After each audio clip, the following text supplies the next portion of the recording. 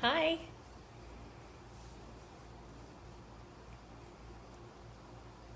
Looks like we've got another minute and a half or so, so I will wait.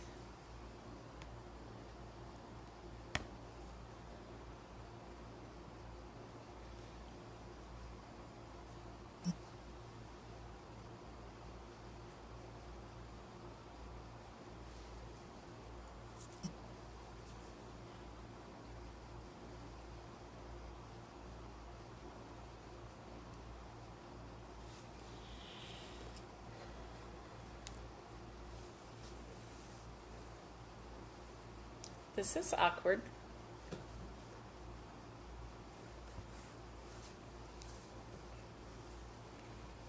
I'm at the Motel 6 in Poplar Bluff, Missouri. There seem to be no bluffs, as far as I can tell. So I used to hate Motel 6, but now it's like this great Danish-looking design that it's now my jam. It's my new jam. These pajamas are also my new jam because I don't usually wear pajamas, but I donned them for the occasion. Janine.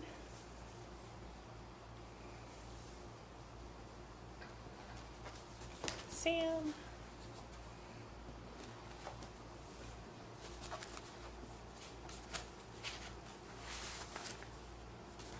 Hi, Mark.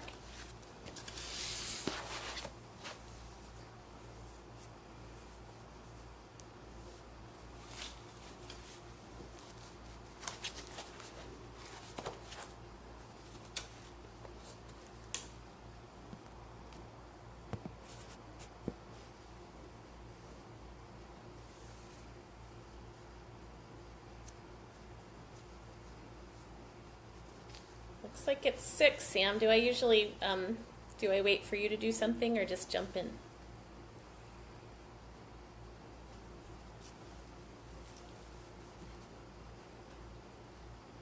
Thank you for coming out, you guys. Good to see so many nice faces.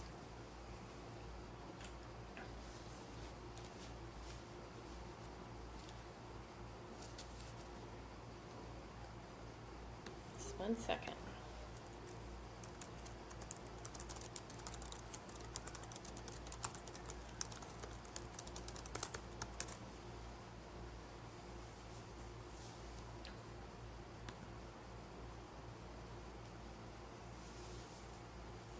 Okay, Sam says I can start when I want to, and he's the boss, so I want to start now.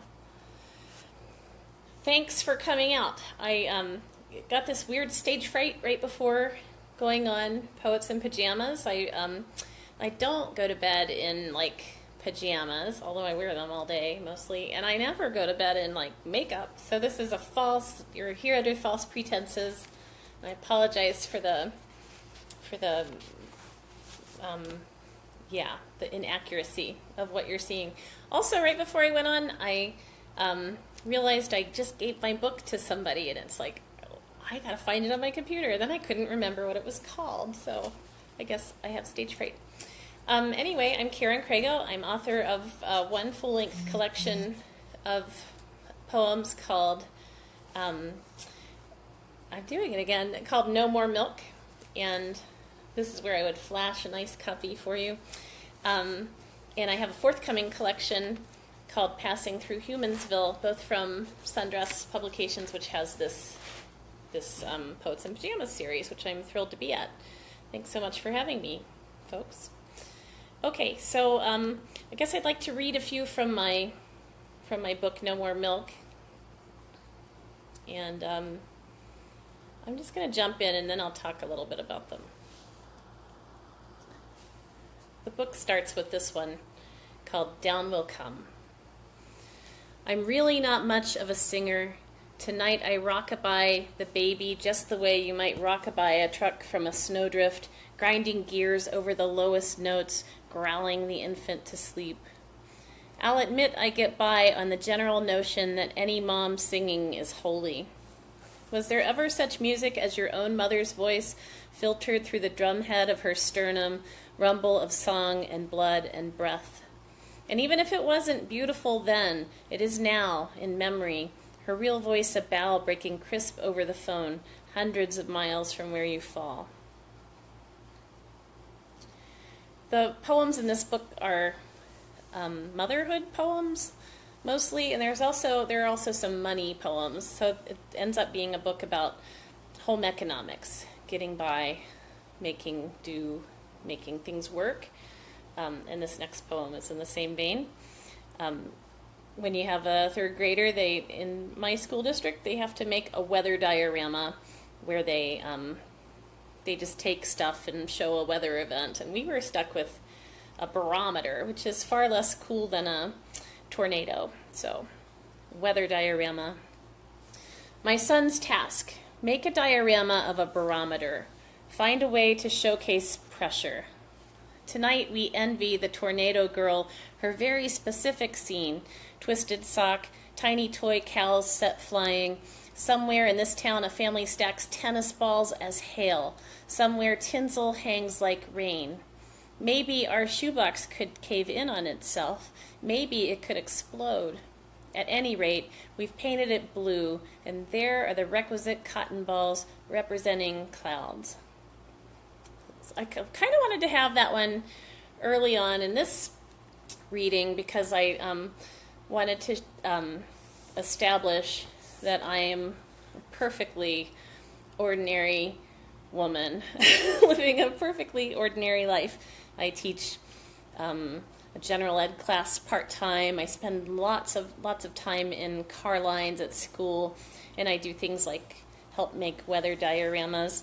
And it's hard to find the poetry in a life like that if you're not really looking for it. You really have to keep your radar on pretty much all the time to find the poetry. I think if my job were more poetic, if I were an astronaut or a farmer or rodeo clown, then the poetry would just hum. But I really feel that I just desperately need there to be lyricism in my life, my ordinary life, which maybe is like your ordinary life, and maybe you're an astronaut. I don't know who you are. I don't know your story. Okay, this one's called Milk. I said there was no more milk. I lied. Here's milk.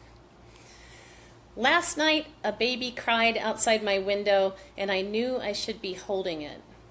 I was pretty sure she was talking to me, my own baby 1,000 miles away, grown hazy, not as clear as that music from the courtyard.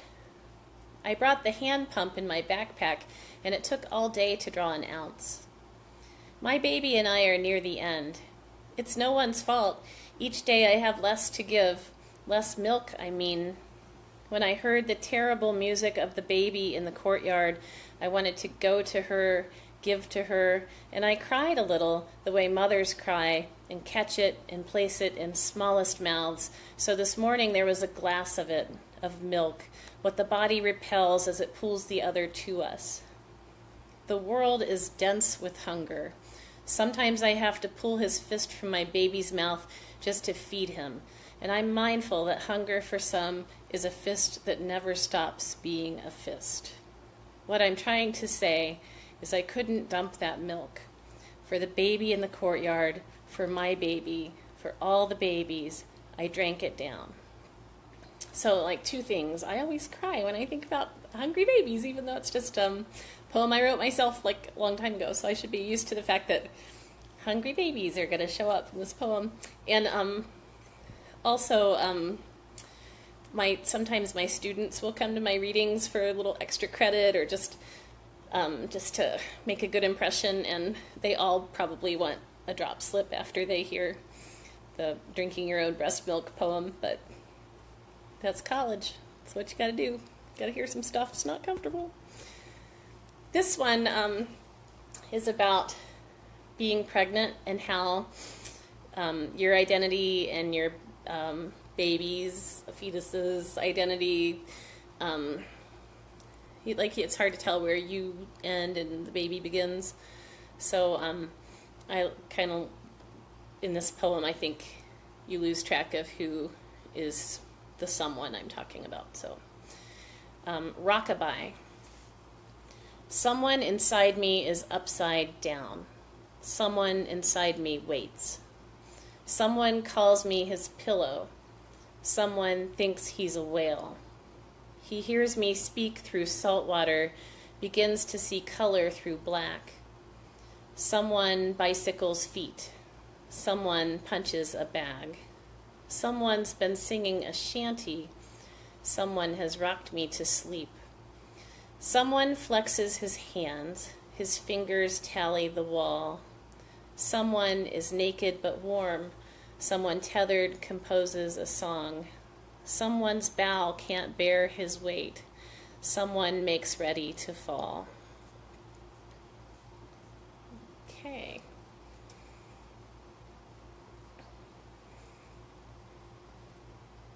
Because it's Father's Day, I would like to read a poem for Mike.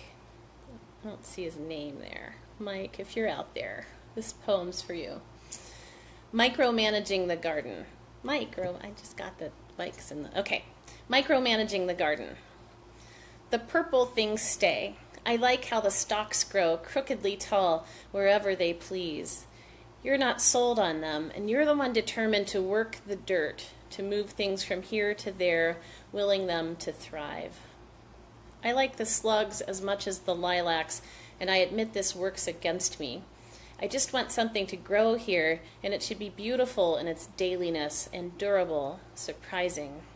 We can examine each green shoot and question whether plant or weed, and either way, do we desire them, because desire can turn one to the other. You keep saying you're going to dig up the thistle from the lot of that closed-down store, then plant it by the fence out back. I have my doubts, but it's not me out there on my knees. The lot of the closed-down store is now Walmart, by the way. Okay.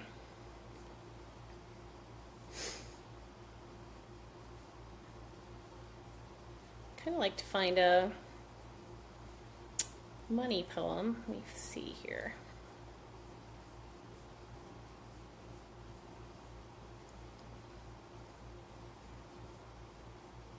My book had them all marked, but if you missed the opening, you missed my little story. Okay.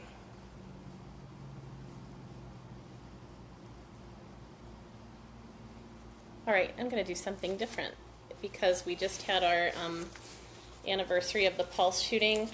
I have a poem about the Pulse shooting that started a big book-length project I'm working on. And these poems are American sentences, which is a form invented by Ginsberg, and they're 17 syllables like a haiku, but they're all one sentence, and they have this like American kind of energy to them. And to me, these poems were kind of like loading up like having a magazine with exactly 17 shots in it. So I'm not going to read all of the sentences in this poem, but this is my Pulse poem. Change of direction here. American Morning, June 12th, 2016. 12 American sentences after Ginsberg. Sudden jerk in the beat and the dance grows frenetic, automatic. His clip holds 30 rounds. He erases 30 names and then reloads. I've been shot at the club, losing blood, love you all. Victim's Facebook post. It took time to get inside and count the dead, bodies shielding bodies. The impulse is to cradle the hurt, even with bullets still flying. Someone flying over could map what's lost. One light turns on another. A mother posts to the club's page, "Please, has anyone seen my daughter?" Gunman's father says he saw gay men kiss, once too dared to lean toward love. Sunday morning, lines wend around the block, strangers extending bare arms. Just before, hands up in wild abandon, then one latecomer enters. Liked math, kind to animals, made the best bread, but that's all over now. In the face of hate and violence, we will love one another. this. So that last is a quote from Barack Obama, a president of the United States that we used to have that is presidential. Let's see. Let me shift. You know, I got these trifocals. I'm going to show them to you as a model for this poem. I can't see shit in these Can I say shit, Sam? I can't see. In fact, I can't find the poem I'm going to read in my trifocals. Oh, wait, there it was. From 0 to trifocals was a little much. Emphasis on try. I set my eyes on middle distance, think a wavy thought, and bow to right. I have trifocals now, and edges of people bend to me. They once seemed so inflexible. Thank you for refracting, for finally relaxing your straight line back. Sometimes I welcome a glass scrim, catch the reflection of my eye and startle at that bug, its pale blue carapace, and me dumb blinking just to see it there. I hope my other senses compensate, that lilacs send me reeling as birds, territorial, make a Gettysburg of trees. If I offer my slow nod, it means I want to take everything in. I now possess 3 ways of seeing, what is far, what is close, and all that stands squarely between. Except I can't see anything. So that was a lie. That poem's a lie. I just would like to finish, that this is a kind of a brief reading, but I'd like to finish up with a few TV poems because I've been working on a 3rd manuscript that's done now, but it has poems about television. So I'll just read a couple of these.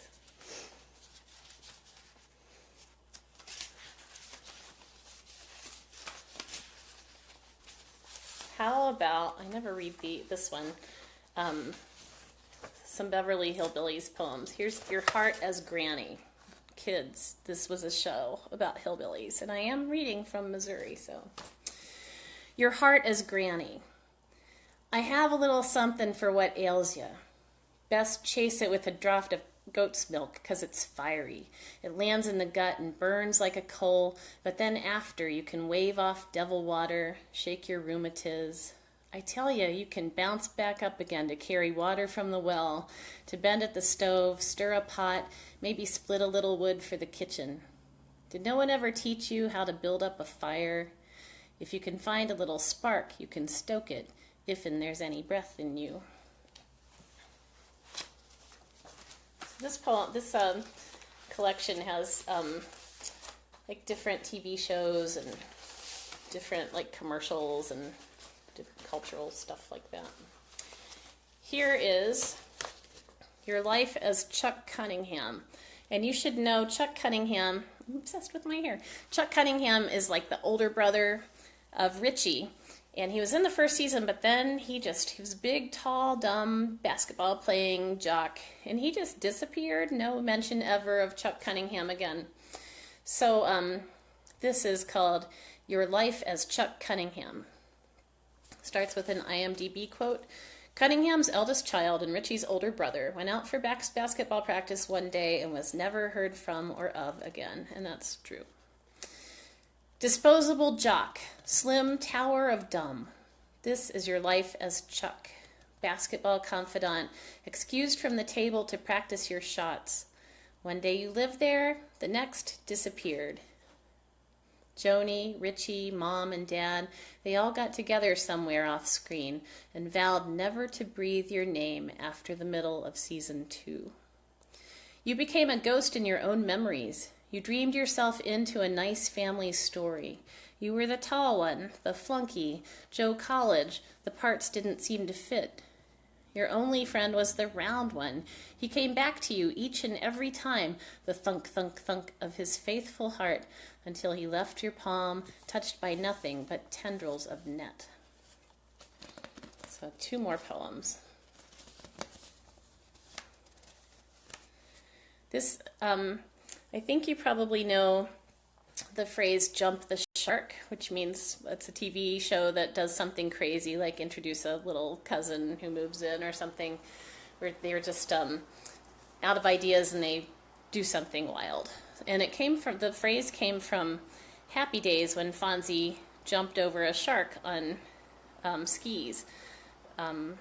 Henry Winkler was a water ski instructor and a really good water skier, so he just wanted to do that. But it wasn't anywhere near the end of the show. It was kind of early in the show, in fact, or around the midpoint. So jumping the shark, usually the thing that happens right at the end of a show, he didn't really jump the shark when he jumped the shark, strangely enough. But this is from the perspective of the shark. A few words from the shark. I wouldn't have eaten him. Hell, he's the Fonz. His reputation preceded him. Also, I like seafood. In that jacket, he was more turf than surf. I guess fame is okay, but you say jump the shark like it's a bad thing, a last-ditch effort, a hopeless swing for the fences. We did our thing in season 5, 7 seasons to follow. Here's me, all cartilage, but ossified in an idiom. We sharks have a saying, too, for those times you're trapped for no good reason, dozens of cousins and aunts watching from the outside, deep in the brine, and you circle at the surface in your pen, waiting. We call it swimming the paddock, and there are days like that when you're under deep scrutiny, on the brink of notoriety, poised to offer your big contribution. Good thing sharks don't have feet. For decades, I'd have kicked myself for not even chancing a nip. Okay, I'm going to leave with my favorite of the TV poems. This is my last one tonight. This is, maybe if you're under 30, you might not know this show. But there was a show on Saturday called Wide World of Sports, and it was very big in most families before cable. Everybody would gather around and watch Wide World of Sports. It started with just a fabulous, you should Google it when I'm done, okay? You should Google it, but the opening credits show a ski lift, a ski jump, and the guy just wipes out spectacularly, and you're sure he's dead. He's not dead. But always the show would show you two sports, like you'd see, it's where NASCAR started, and you'd see like snake wrangling. So NASCAR and snake wrangling, or something equally as strangely partnered. So this is called The Agony of Defeat. I think it's about, not that I should tell you what a poem's about, but I think it's about just being happy with what you have. Instead of, now I have so many channels and I just watch Happy Days and Beverly Hillbillies all the time. Okay, The Agony of Defeat. Saturdays, my family ate what was served. Drag racing, rodeo, rattlesnake roundup. Always 2 events, far from each other. Cliff divers of Mexico, followed by axles and toe loops and sow-cows. We had no sense then we were lucky, just luckier than those snakes, looping into frenzied caduceus before entering the dark of the bag. This was before cable, when we'd negotiate which channel of 3, only agreeing on Jim McKay in his natty mustard coat. I liked the loggers best, fast sawing in pairs, pedaling to stay atop a floating log. It would be a lie from any of us if we denied what we tuned in for. Vinco Bogatai cartwheeling off the ski jump, proving weakly a wrong move, incalculably small, can make everything fall apart. And that's it. I can hear you clapping from here.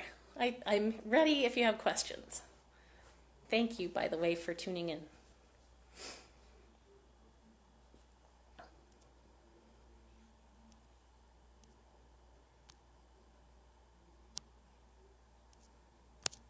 Oh, encore. I wasn't seeing these comments. I put your faces up for that.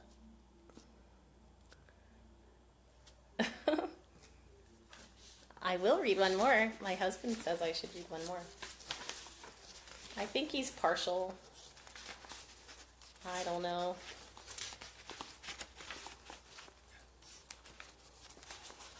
I like my bewitched poems. Thank you so much, Sam.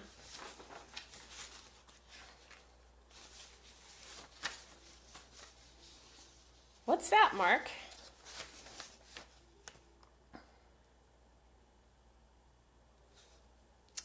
Stephen, Wide World of Sports was fabulous. Thank you so much.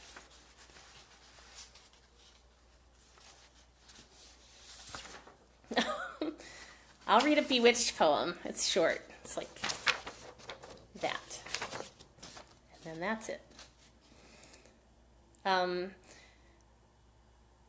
This is about the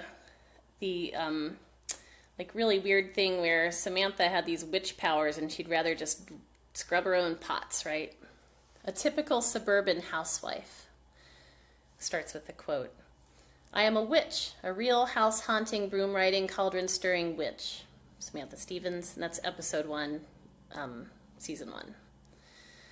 A gesture, a twitch, and your work is done. Seems petty to forbid it, yet never run a vacuum to help. Inside your dish towel, the fragile heft of china, and inside the man, a mortal's white bones.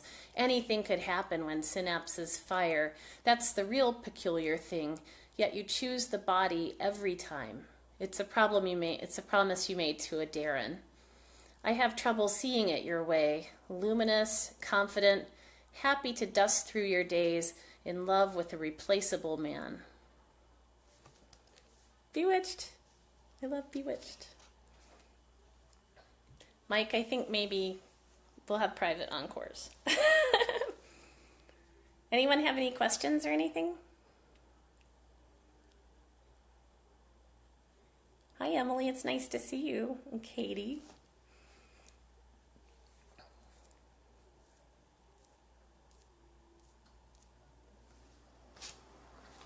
Let's see.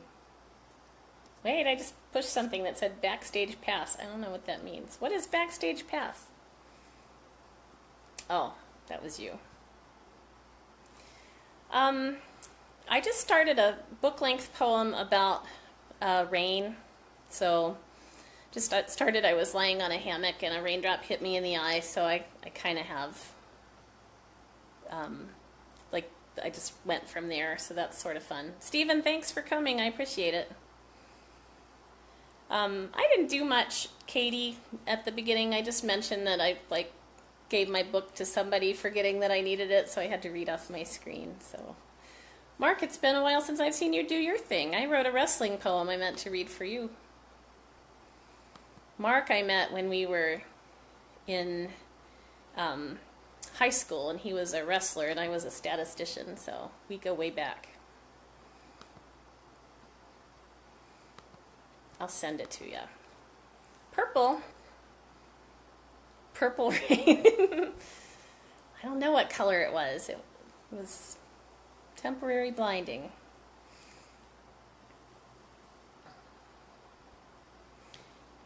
Here, I'll read a little bit from my...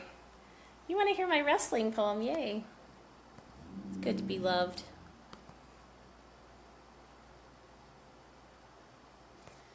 Okay.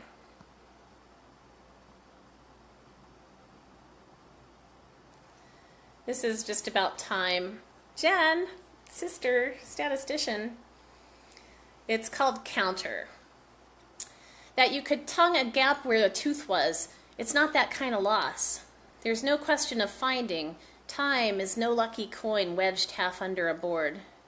You get why the grandfather bothers his wide blank face with 2 hands. Those times we thought it crept away, or else its march carried it in a wide arc, right around the corner, clockwise, like columns in parade. There's no good analog for this, nothing less willing to forgive. If the matter is urgent, the problem comes down to time. I used to be the girl who kept the wrestler's time. As numbers ran down, I waited for 0, my job to tap the ref with a rolled-up towel. The whistle, then, the stop, one slick arm raised upward. I mean to say I was the one who called time, when who knows what more seconds might do, a quick reversal, an escape. Janine, you know, working on the blog is, it's a way to stay active in the writing world and think a lot about poetry, but it does kind of strangely take time away from the actual writing of poems, so that's sort of a strange thing about it. But when I'm humming on all cylinders, writing, I've mentioned this to Mike, writing is central to my life sometimes, and that's when my life works. And when, oh, Mark, thank you. When I'm blogging and writing, that's when the writing is central. It's not like crazy life stuff is central, but like essential things are central. So the blog's kind of good in that regard. Yeah, let's not talk about mat maids. What a terrible thing.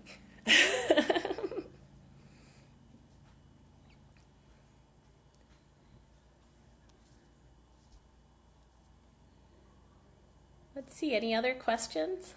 I'm trying to trace back. Let's see. Oh, Sam asked what it's like to revisit TV shows and write about them. And that's sort of an interesting thing because I call it my research. I'll just sit and watch Hogan's Heroes all night and be like, I'm researching. Leave me alone. I have to research. But I love watching Hogan's Heroes. And it's a lot of my life has been very much linked to TV. So it's another attempt to make my ordinary life lyrical. So, and to say a little thank you to people who entertain me. Janine, I have too many things going on summer writing challenge wise. I just started some new things, and right now I need to get some focus, I think, for my energy. And Mark, I think that's mostly just a good thing. We support each other, and it's really great. So that's a visual artist married to a visual artist. I think it's very much like you. We just make time for each other and encourage each other, and we criticize and applaud each other, and it's really nice. So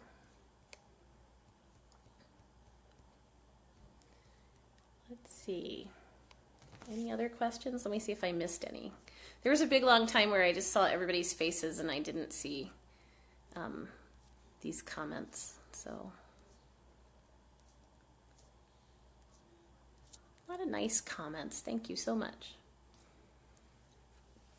Let's see. A book I discovered recently. Yeah, I'm very into Ada Limon these days, and I don't know, who else have I read recently? I read all around, like journals and online and different books that come in, and I very seldom spend much time with just one book. I love Jen Gavan's books, and hey, tell your son to pipe down. There's a reading going on. I write not after my kids sleep, but in the morning. I get up around 5. I have a book sled. I get up around 5 in the morning and I write then. I run the risk of getting distracted by social media or the news, but that's my desired writing time. I'm going to try to stick to that a little bit more. But you know what? I can write prose, which I don't take as seriously. Sorry, prose writers, but it's like poetry. You just really have to go mining every time for something, and it's hard and sometimes a little traumatic, and it takes full attention. But I can sit there and just sort of work on a story or an essay and not have the same need for attention. So I can just be like Emily Dickinson, just writing while people are in the room. So yeah, Samantha, we make time where we find it. So mornings are good. The kids don't bother you as much. Oh, bye, Mike. I hate to think why Mike has to go. Oh, because I was mean to prose. It's just me. I'm not as good at prose. It's not my gift. Poetry feels like my thing. It's so nice to see you, by the way, Janine. Janine and I used to talk every morning on Facebook Messenger, so. Mike, it's the perfect time to write prose. When the kids are screaming. But, actually, I meant when the house is sort of on the quiet side and somebody's playing with Legos on the floor and somebody's on the computer in the other room, then it's like you can actually write a blog post, an essay, or even revise a story. Yes. Well, anything else, folks, before we get off here? I appreciate your attention tonight. Mike, I don't understand what that means. So, thank you, Katie. Thanks for coming. Thanks, Sam. Appreciate you having me. Sam Slaughter's our host for this, and he coordinates the whole thing and does a fabulous job. And also writes very well about alcohol. That's his niche. He writes very knowledgeably about liquor. So you got to look up Sam Slaughter, our host. He's wonderful. Thanks, Jen. Mike. And love to you all. I'm going to hop off here. Bye.